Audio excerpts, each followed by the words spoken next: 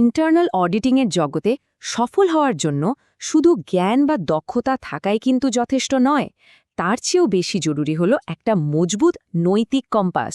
তো আজকের এই বিশ্লেষণে আমরা ঠিক সেই 5টি মূল নীতি নিয়ে কথা বলবো, যা একজন অডিটরকে যে কোনো পরিস্থিতিতে সঠিক পথটা দেখিয়ে দেয়। আচ্ছা, একটু ভাবা যাক তো, একজন অডিটরের সবচেয়ে দামি টুল বা হাতিয়ার আসলে কি হতে পারে?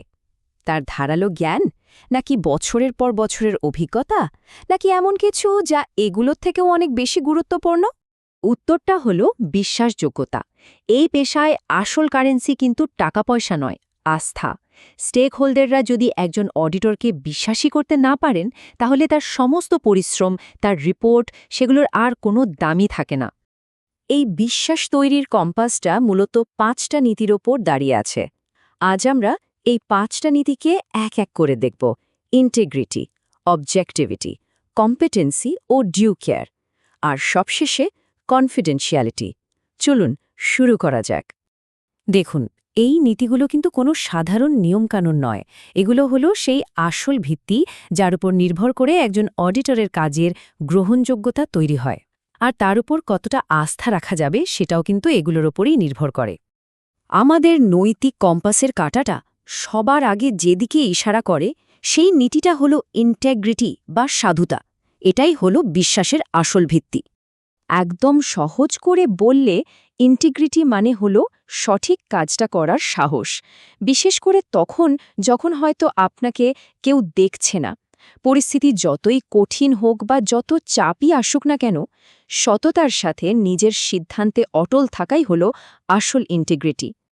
ইন্টিগ্রিটি মূলত 4টে পিলার্সের উপর দাঁড়িয়ে থাকে: সততা, সত্যবাদিতা, খোলামেলা এবং সম্মানজনক যোগাযোগ, আর পেশাগত সাহস। এর মধ্যে এই পেশাগত সাহসটা কিন্তু খুব জরুরি।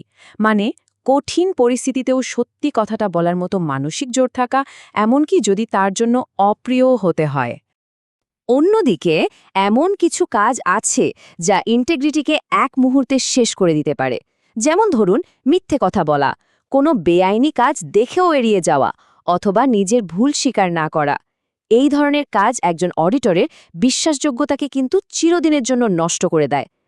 চলুন এবার কম্পাসের কাঁটাটা একটু ঘোরানো যাক দ্বিতীয় নীতির দিকে, আর সেটা হলো অবজেক্টিভিটি বা বস্তুনিষ্ঠতা। এর মূল কথাই হলো যে কোনো পরিস্থিতিতে একটা নিরপেক্ষ দৃষ্টিভঙ্গি বজায় রাখা।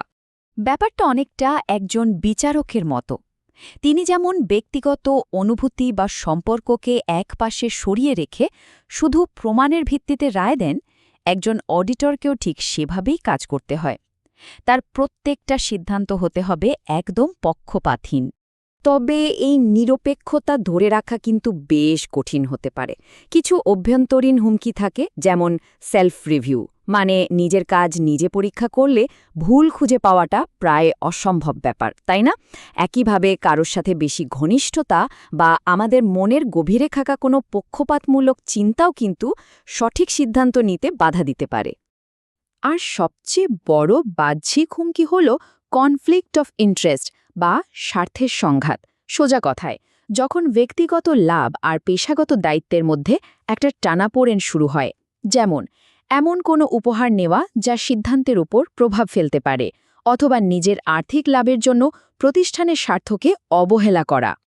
আমাদের কম্পাসে পরের নীতিটা আসলে দুটো ধারণার একটা প্যাকেজ। প্রথমটা হলো কম্পিটেন্সি বা যোগ্যতা, আর দ্বিতীয়টা হলো ডিউ কেয়ার, মানে সেই যোগ্যতার সঠিক প্রয়োগ। চলুন দেখি এই দুটো জিনিস কিভাবে একসাথে কাজ করে। এই স্লাইডটা দেখুন, কি দারুণভাবে পার্থক্যটা তুলে ধরেছে। কম্পিটেন্সি মানে হলো কাজটা করার জন্য যে জ্ঞান আর দক্ষতা দরকার সেটা থাকা, আর ডিউ প্রফেশনাল কেয়ার হলো একজন দক্ষ পেশাদারের মতো সেই জ্ঞান আর দক্ষতাকে যত্ন আর বিচক্ষণতার সাথে ব্যবহার করা। মানে শুধু স্কিল থাকলেই হবে না, সেটা ঠিকঠাক প্রয়োগও জানতে হবে। একজন দক্ষ অডিটর কিন্তু কখনো শেখা থামান না।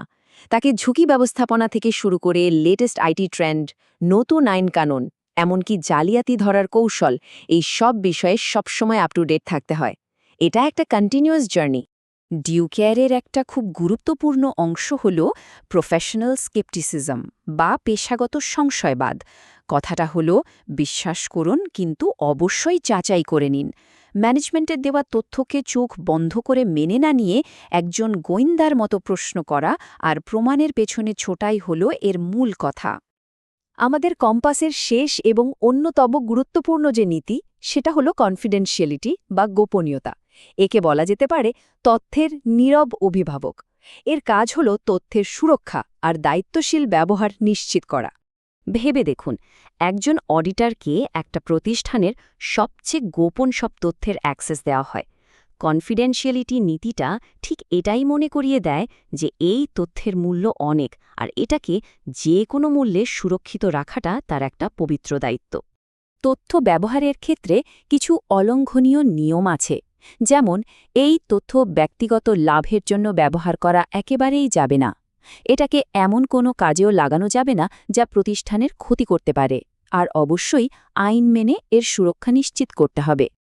আর তথ্য সুরক্ষিত রাখার জন্য কিছু বাস্তবসম্মত পদক্ষেপ নিতে হয়, যেমন কে কে সেন্সিটিভ তথ্য দেখতে পাচ্ছে সেটার একটা ট্র্যাক রাখা, পাসওয়ার্ড বা এনক্রিপশনের মতো সুরক্ষা ব্যবহার করা, আর ইমেল করার সময় খুব সতর্ক থাকা। কাজ শেষে সেই তথ্য নিরাপদে নষ্ট করে ফেলাও কিন্তু সমান জরুরি। তাহলে এই হলো একজন অডিটরের নৈতিক কম্পাসের পুরো ছবিটা। ইন্টেগ্রিটি, বিশ্বাস তৈরি করে; অবজেক্টিভিটি, সঠিক বিচার নিশ্চিত করে; কম্পিটেন্সি আর ডিউ কেয়ার একসাথে কাজের মান বাড়ায়; আর কনফিডেন্সিয়ালিটি সব তথ্যকে সুরক্ষিত রাখে। এই 5টি নীতি মিলেই তৈরি হয় একজন অডিটরের নৈতিক কম্পাস, যা তাকে পেশাগত জীবনের প্রত্যেকটা বাঁকে সঠিক পথটা দেখিয়ে দেয়। এখন আসল প্রশ্নটা হলো, যখন সিদ্ধান্ত নেওয়ার মুহূর্ত আসবে, তখন একজন পেশাদারের নৈতিক কম্পাস তাকে কোন পথে চালিত করবে?